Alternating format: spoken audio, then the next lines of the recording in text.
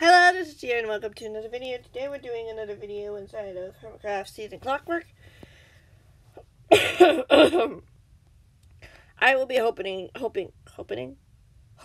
finish the rest of the book today, and yeah, hopefully get started working on the next book that I'm working on, the two-parter. It's a two-part storyline that I have planned in the future. You'll see. If you haven't checked my Twitter, you probably would know already. Yeah. Let's get started, shall we? Chapter 6. Scar could see light ahead as two YouTubers flew over the trees.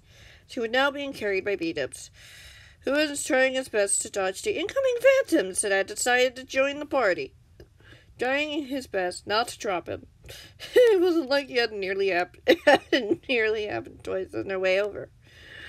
The shrieks pierced through the air as B-dubs headed towards a miniature balcony as he glided gracefully to the floor, and he let Scar get back on his feet. As the YouTuber stumbled, the pain growing as B-dubs led him towards the door. Glancing back for a moment as he opened the balcony door, guiding his friend inside as he slammed it closed behind him, just as the phantoms ran into the doorway, their glowing neon green eyes staring at the two of them hungrily. "Here, lay down for me," B-dubs said slowly, as he took him over to a couch as Scar was gently guided to it. He lay down on it, noticing the lights flickering ever so slightly. He looking over it to see the expression of concern on his friend's expression. That doesn't make sense, does it? Boop. There we go. There we go. "Are you okay?" Scar asked him weakly, as B-dubs grabbed a medical kit from his pockets as he put it on the ground. Opening it as he rummaged through. "I'm fine, Scar," B-dubs replied quickly, brushing off the question. "Right now, you need some help, and I'm here to help." Scar nodded, the lights above flickering a little bit more intently as he blinked, wondering if he truly was imagining it. He looked away from the lights as B-dubs pulled out a towel with a potion, pouring the potion onto the towel before carefully putting it over his friend's chest. For one moment, nothing happened, not too long passed. Not too much time passed as he felt a wave of relief as the pain faded as he let out a sigh of relief. "Sorry we couldn't come sooner, but we saw Jelly outside the house and she wouldn't come in," B-dubs said quickly. "Then Devin came along, asking if any of us had heard a word from you. We came back to your place to find you." "You came just in time," Scar replied reassuringly with a smile. "Yeah, I suppose so," B-dubs mused. "Feeling better?" "Quite a bit," he admitted, his eyes slowly growing heavy as he stifled a yawn. "Is Jelly safe?" "She's fine," B-dubs assured him knowingly. "She's in one of the spare rooms, probably sleeping. As should you. You need to rest." "But," Scar protested, trying his hardest to keep his eyes away. What? What is even happening today? His eyes opened as the lights flickered again. "Are your lights broken or something?" "No, they're fine," B-dubs said with a chuckle. "I guess they're just nervous or anxious, that's all." "But what?" Scar asked, yawning as his eyes began to close. "Whatever lights tend to worry about. Maybe the thought of lightning strikes?" B-dubs replied quietly. "Lightning doesn't disable lights, do they?" Scar asked calmly. "No, they don't." B-dubs replied softly. "Get some sleep. I'll see you soon." "Soon," Scar agreed, as he finally drifted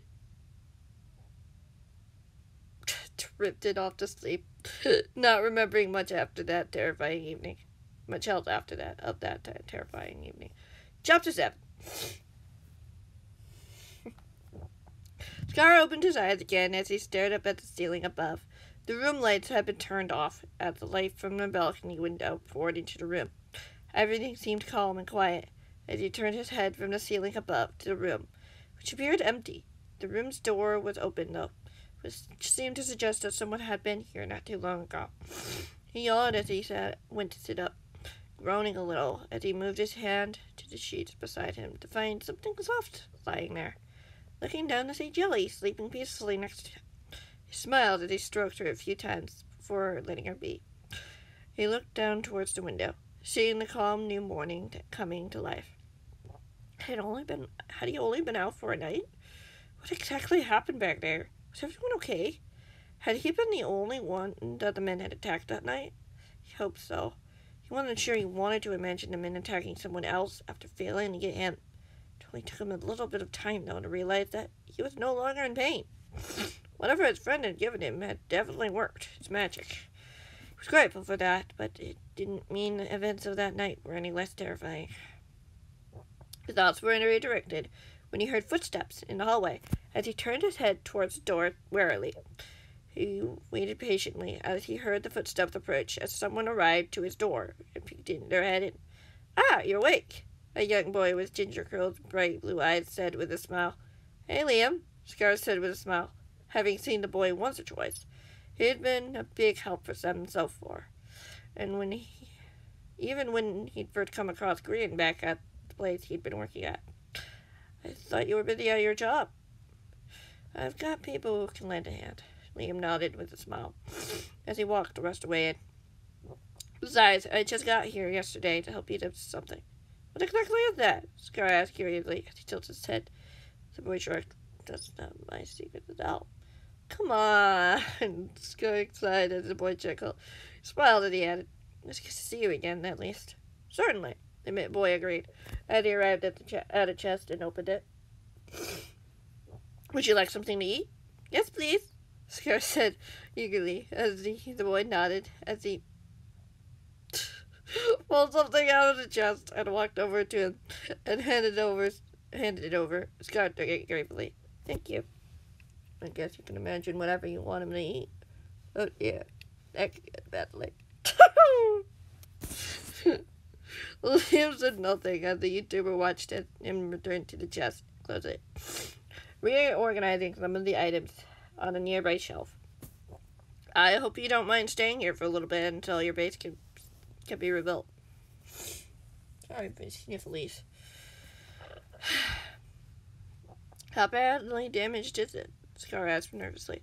"It was practically falling apart, but not beyond repair," Liam said simply. "Might be a few days of hard work and everyone pitching in."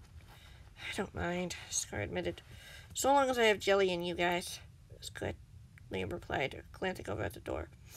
"I should probably see how your friend is doing, though. It's been a bit while since you've arrived here." "Is everyone okay?" Scar asked nervously. "Yeah, from what I can tell," Liam said. "Impulse should be stopping by with a new communicator for you. I'll be downstairs if you need me." "Okay," Scar nodded. "Is something going on with my friend right now you're not telling me about?" "If you want to, you can ask him," Liam smiled. "He's just been worried about you, that's all."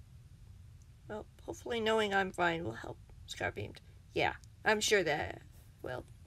The boy chuckled as he headed for the door. Scar watched him leave, not saying a word as he glanced back over the window, wondering what his other friends were getting up to. Should he go downstairs and see what was going on, or stay with Jelly to keep her company? He looked down at his little friend and smiled. He got through this. Sure, it was scary, but he was sure there was far worse things to come, especially now that he'd escaped Mr. A yet again. He and his friends would be ready for him, though, whenever we would decide to try to hurt one of his friends.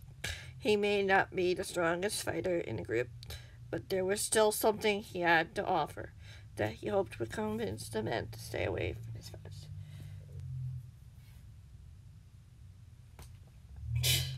You saw it, right? You saw it, right? I did promise, didn't I? In fact, it's two-parter. Not beat-ups back-to-back, but it's a two-parter based on that beat-up storyline, echoing back to what's happened before. So, yeah. I've had a good think about it. I've had a good story dreaming session about it. And I have a good idea about it. Like this one. This was a story dream idea. Just sitting there, staring at nothing. Images coming to mind. Just imagining a story. It's just like, this has gone through many renditions. But yeah. None of them were if Jelly got hurt in any way. Don't worry. Jelly would not have gotten hurt in the story. Not in Dead Not. Jelly is fine. She's got plot armor. For now, anyway. Thank you guys so much for watching. I hope you guys enjoyed. Yeah, thank you. And yeah, I hope you guys have a nice rest of your day. And see you in story 11. Yeah, story 12, whenever that may happen. Yeah. Don't worry, I'm not going to spoil anything. I haven't even written it yet. I just have the idea. Which is, I'm just sit down and write it. Put those thoughts into words. That's the hardest part about it. You have the story dream, but it's just hard to put those images into words. That makes sense. You know? You know. Thank you guys so much for watching. I hope you guys enjoyed. And yeah, I will see you in the next one, whenever that may be.